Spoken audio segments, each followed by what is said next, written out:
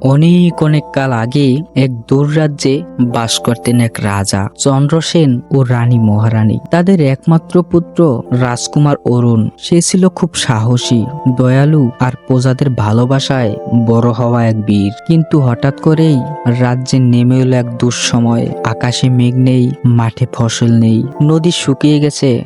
রাজ্যের প্রতিটা মানুষ খুব কষ্টে ভুগছে। একদিন দরবারে এলেন এক বৃদ্ধ জাদুকরী। তিনি বললেন এক গম্ভীর কণ্ঠে, উত্তরের বরফে মোড়া পাহাড়ের চূড়ায় লুকিয়ে আছে এক জাদুকরী ফুল। সেই ফুলের ছোঁয়া পেলেই রাজ্যে ফিরবে বর্ষা, ফিরবে জীবন। রাজকুমার অরুণ রাজানুমতি নিয়ে রওনা দিলেন সেই দুঃসাহসী অভিযানে। পথে পড়ল ভয়াবহ পাহাড়ি দৈত্য, চির অন্ধকার বন আর হিমজরা তুফান ঝড়। কিন্তু রাজকুমার থামলেন না। তার হৃদয়ে ছিল প্রজাদের ভালোবাসা আর আশীর্বাদ। অবশেষে এক জ্যোৎস্নার রাতে তিনি পৌঁছলেন পর্বতের চূড়ায়।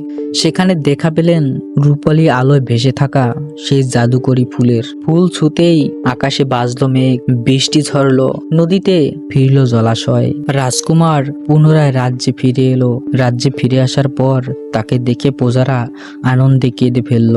রাজা তাকে ঘোষণা করলেন, অরুণ শুধু আমার পুত্র নয়, সে গোটা রাজ্যের আশার আলো।